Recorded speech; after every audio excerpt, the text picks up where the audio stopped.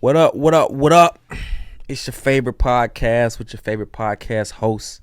Talking your favorite podcast message. Talking the favorite podcast stuff. What's happening? It's Freewenow. It's Freewenow. Freewenow. It's Freewenow. Till it is. Till it is. Till it is. Till it is. Till it is. It is. It is. Backwards. What up, what up? We back. It's Freewenow. Till it is. Backwards.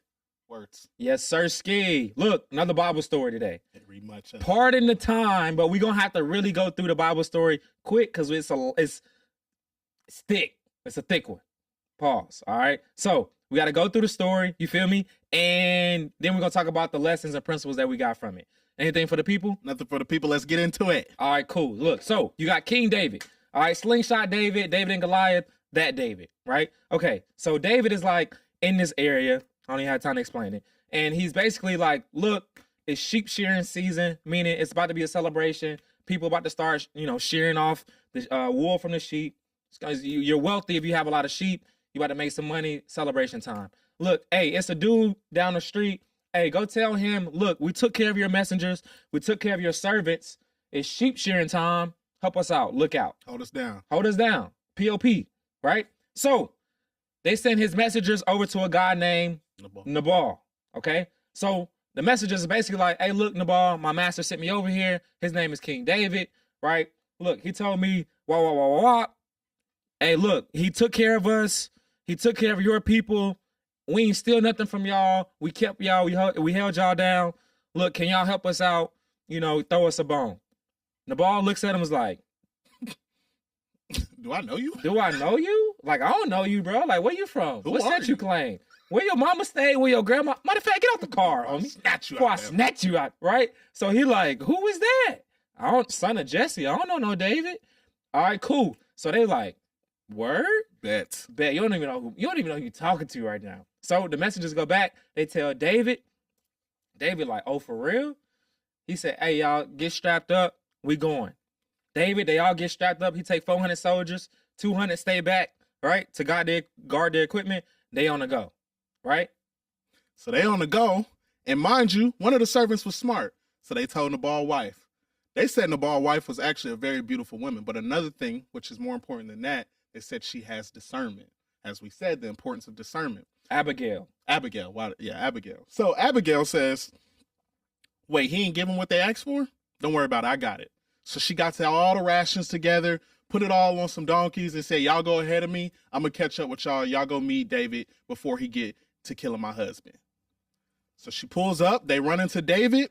She throws herself at his feet, begs him not to kill everybody, says, put the guilt on me. It's my fault. You know what I'm saying? When your servants came, I ain't see them. I ain't know they was there. It's my fault. And they said, my husband's a fool. Like his name, Nabal means folly. So he's a foolish man. So hey, that's why your name matters. I told y'all words matter. You going around calling fool, you gonna be one. Exactly. So my husband's a fool. Don't do that. Hold us down. So David realizes that he's about to do the wrong thing because David said before he came is that I'm finna kill everybody. And if anybody is left alive by the morning, God kill me. So David's about that action. David on that. He you know what I'm saying?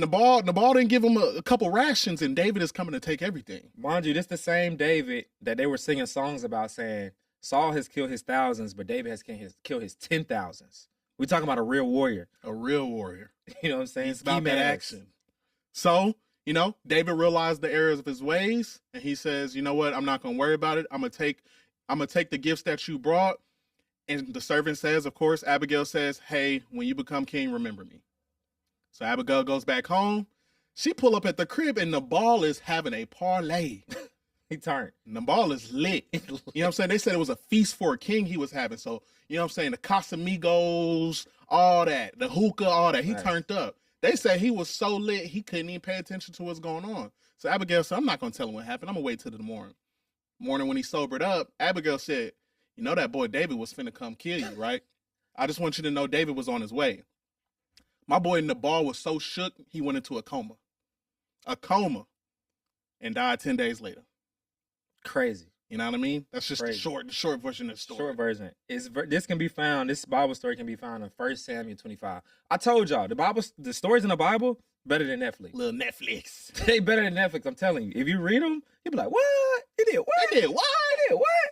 So I'm telling you, it's like that, right? So first lesson. What'd you get? What's one of the first takeaways that you got? So I'm gonna go into this, right? And this is for you ladies. This is very important, right? I'm gonna get some advice. I love y'all. Sometimes y'all feel like me and Hassan just rag on y'all now, like we here for you. This is the advice.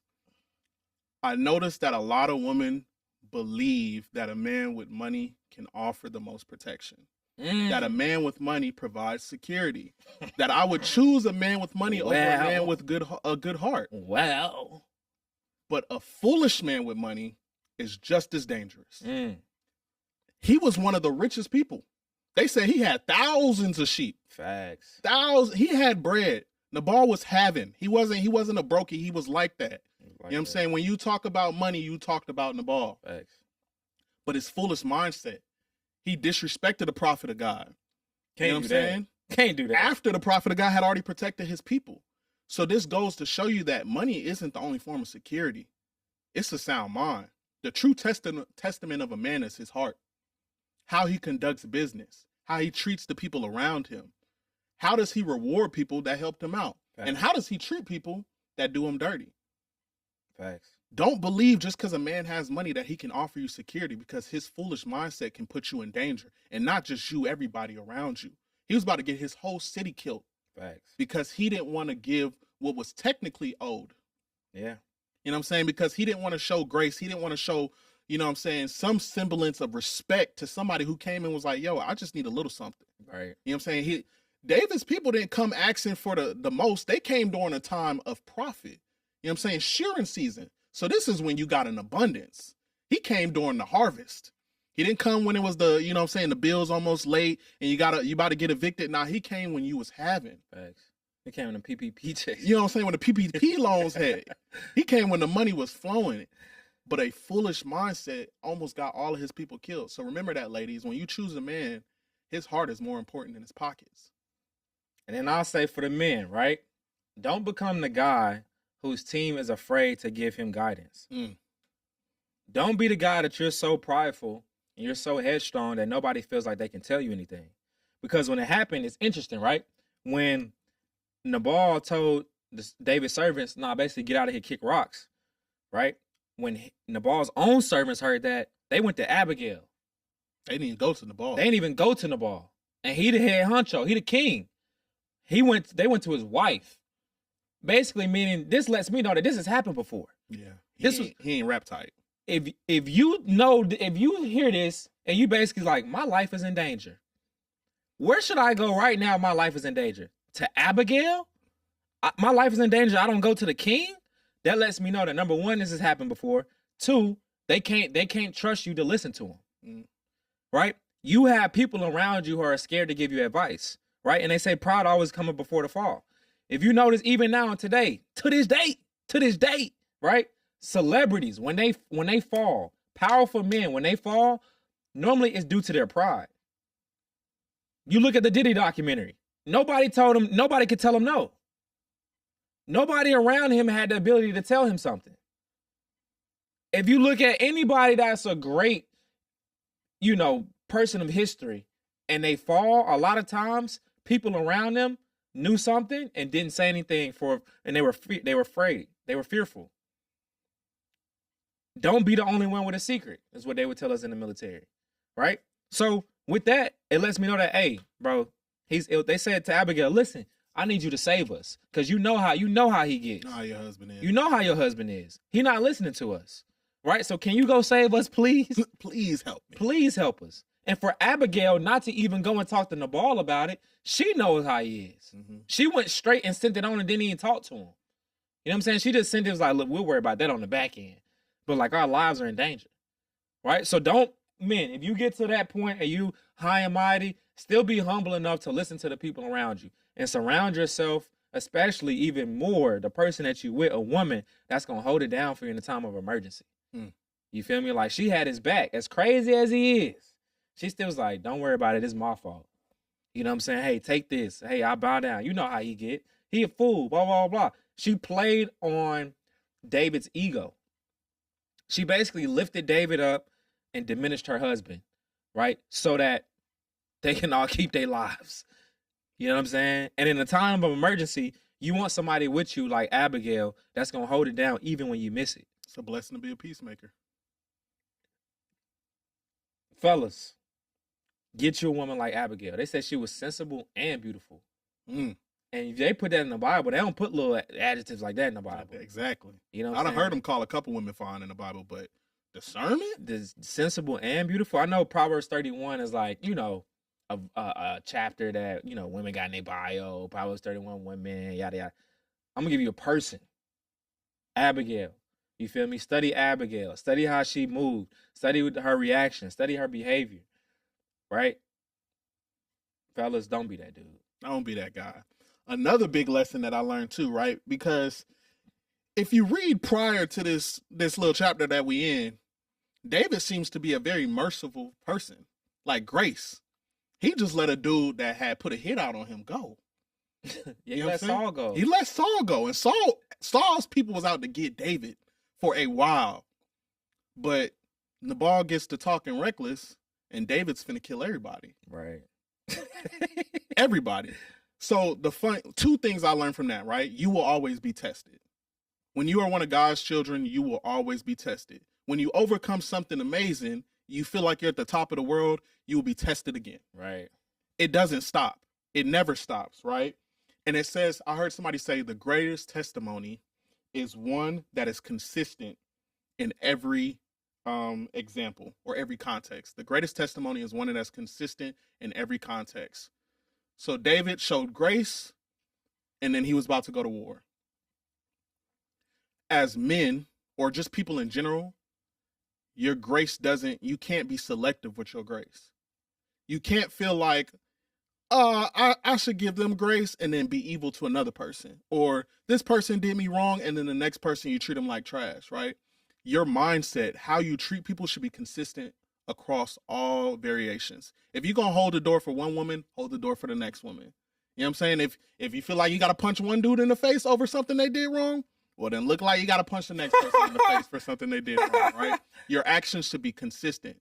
So understand that when you're slighted, when the emotions get high, that's when it's time to take a pause. Right. That's when it's time to truly think about who you are as an individual. Like, yeah, I could prove my point. David could have went and slaughtered everybody. That puts a stain on his record. Right. You know what I'm saying? Now, when all the emotion clear up and he looks at everything that he did, now he truly understands the error of his ways. Right. But sometimes when emotions get high, we forget about grace. We forget about respect. When emotions get high, we're blinded. We no longer hear God telling us that's not what you should be doing. Facts. We just hear our own voice. Facts. So understand the way that you act should be consistent through all measures of life. Facts. Yeah, bro. On that note about being consistent, don't let somebody else's emotional outbursts trigger your outbursts. Right? Like, don't let somebody's deficiencies in their personality or character trigger you. Because essentially, they will have control over you. I got mind control over Debo. When he around, I be quiet. When he leave, I be talking again. You know what I'm saying? So, like, don't let somebody else's behavior, the way they act, the way they respond to you, can even be a public. Because I'm sure David has some type of, I mean, we all do as men, ego. So where it's like, don't talk to my servants like that. You don't know me? You know what I'm saying? You don't know who I am? You don't know King David? Bro, you trip, you lying right now. You trying to flex on me. Don't worry about it. Let's get started. We ride at dawn. Run it.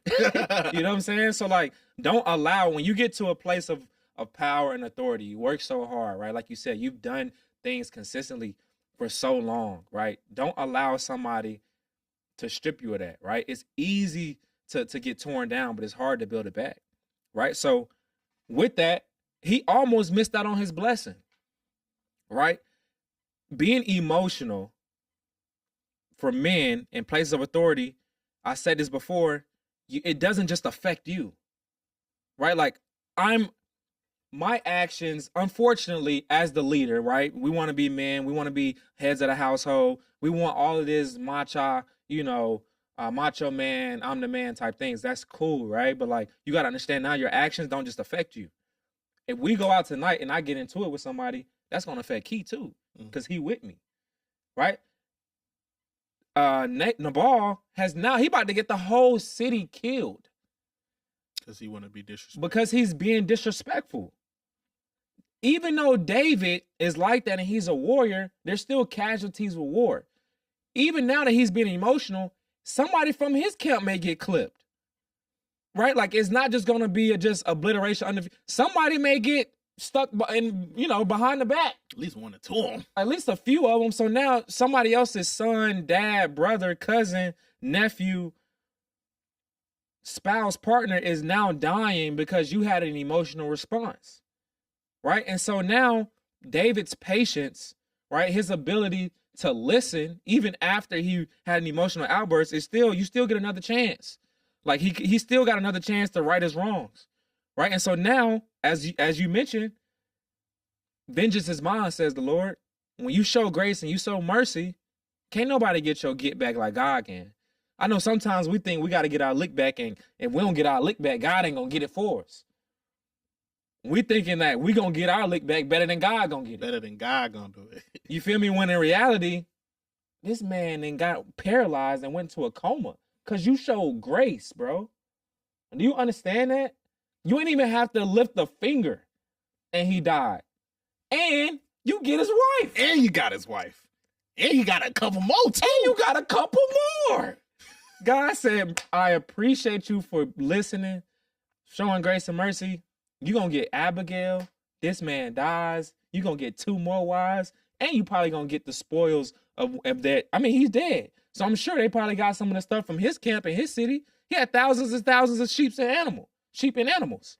You know what I'm saying? So, like, you got to have grace, bro. Showing grace. That's crazy. You know what I'm saying? Just doing the right thing puts you in the right position. You thinking like, nah, I got to get him back and I got to kill him. Nah. When in reality, God, bro, it's low-key like, I feel you, bro. Mm-hmm. But I don't even want to put you through that mental turmoil because it's not just going to be you, bro. I got people in your camp that shouldn't be dying because of your emotional outbursts. So, David, you might be right. He might deserve to die. Mm-hmm. But let me handle that. Let me take care of that. Let me take care of that. So everybody going to stay safe. You going to get a tenfold, right? Like, think of that, bro. Imagine and then now he kill everybody. He's thinking to himself, yeah, I got my lick back. But this person didn't die from my camp. That person died. Now I got to go talk to their family and say, oh, your son was such a great warrior. Your son was such a... I got to go have these tough conversations, right? Because of my emotional outbursts. Yeah, we slaughtered them all. But like now I got all this bloodshed and on my conscience. And I killed all these people because of one man's discretion. Because of one man. Yeah, one man. You know what I'm saying? Disrespect. Not even the whole city, one man. So you can see how these things lead into turmoil. And one more lesson that I learned in this situation, right? So just to give y'all a little background, David actually protected Nabal's servants and all of his people without Nabal or anybody asking. David did it out of the kindness of his heart. Facts. You know what I'm saying? He seen they was in the woods. He a God-fearing man. He said, I'm going to hold them down. Because in this time, when you have that type of money, you have that type of sheep, somebody lurking. Somebody got it out for you. Of course. So David just said, hey, I'm going to look out for them and I'm going to hold it down. But you can see how David's mindset changed when he didn't get the reward he thought he was owed. When he didn't get the payback that he thought he was owed. Now, he did it out of kindness of heart. He didn't have a deal with Nabal. It wasn't like, hey, Nabal, protect your people, then you give me something on the back end. He did it out of kindness of his heart. So that tells me that it's more important the input than it is the output. It's more important just doing stuff out of the kindness of your heart. What is not important is what you get in return from that. Everything in life, it is about the input. It's about what you put in. People will stop if they realize the output they get did not coincide with the input. The gym, it's a perfect analogy for this. You go day in, day out, hour after hour, and you see nothing. You look the same. You know what? You actually gained 5 pounds, but you've been going to the gym for 5 months straight. It's not about the output. It's about the input. It's about the consistency. It's about the dedication. It's about overcoming trials and tribulations. Don't get me wrong. You're going to get your payback in the end, but it's more important about the input. You know what I'm saying? People like to think that I'm not going to do good for somebody unless I get something in return. I'm not going to show up for somebody unless they're going to show up for me. It's not about that. You know what I'm saying? Do stuff out of the kindness of your heart. Do stuff because that's who you are as a person. What you get on the back end, I promise you, if people on earth don't give it to you, God gonna make sure you get it. You know what I'm saying? God, it's gonna be on the board when God get to judging you. He be like, you know what, Keith, son, these people hated you and you still loved them. These people didn't show up for you, but you still showed up for them when it was necessary. Now, that don't mean just let somebody drag you through the mud. Take You know me what I'm through saying? that. Learn your lesson. If somebody do you wrong, maybe it just, you know what I'm saying, stop being friends with them. But don't expect something in return for just doing the right thing. Yeah, bro. I think David showed them grace, and God showed him grace. Mm-hmm. Right? Like, giving and be given back to you. Pressed down, shaking together, running over. Like, he gave them grace, and then God tenfold supernaturally gave him grace. Mm-hmm. You know what I'm saying? Again, we don't fight against flesh and blood. You're not fighting against Nabal, bro. We're fighting against principalities. They wanted to get you revved. They wanted to get you revved up, all turned lit. You feel? I'm sure he got a swig of whatever, you know, grapevine wine juice. He got a little bit of that act right. He said, "Nah, bro, I ain't going like that. I'm off that good kush and alcohol." You feel me? Like he got off the little lick. You know what I'm saying? Little spirits. And now he like, nah, we need that. Run me that. More. Need that. Run it. In reality, we're not fighting against flesh and blood. So like he said, when you serving people, and like how we just read earlier in Ephesians 6, you serving them like you serving the Lord. You giving grace to them like you giving, like this is on God's behalf. Mm-hmm. So it ain't even about them either. It ain't even about Nabal. It really ain't even about you. You just doing it because God told you to do it. And now you're going to see the principles play out. Again, the day in, day out, I don't know why we're being consistent right now. We got booked for a panel, right? Off of work that we did 2 years ago. 2 years ago. You don't know. Just show up and keep doing it every day. We don't know who listening to this, but it don't matter. Because this video might sit, I don't know who it might touch. You know what I'm saying? We might get booked for $1 million off this video. And you know, 2 weeks ago, we wanted to quit. You don't know, though. You never know. You know what I'm saying? So show up and serve like you serve for God, bro. It ain't about nothing else, bro. Take your ego out of it. Be humble enough to know this ain't even got nothing to do with me. You're an ambassador. You are an ambassador. We're fighting against principalities. That's kind of like my takeaway. I'm gonna take that away right now. Like, it ain't flesh and blood. When you see somebody trying to get you out of character, understand that ain't even really them. It's something behind them making them act like that. Mm-hmm. Your troubles with the car situation, coming up here, traffic. It ain't even about that. It's something else trying to stop. It's about stopping this. It wanted you to be like, nah, I can't even make it. Or nah, man, I ain't even study like I was supposed to because I had to take care of this. Or now I'm frustrated. I'm going here and I'm not leading with love when we talking because of what happened earlier. Mm-hmm. You know what I'm saying? So like, you never know when that time is gonna come, but keep going. That's all I got. You got anything else? Got nothing else. And find you an Abigail.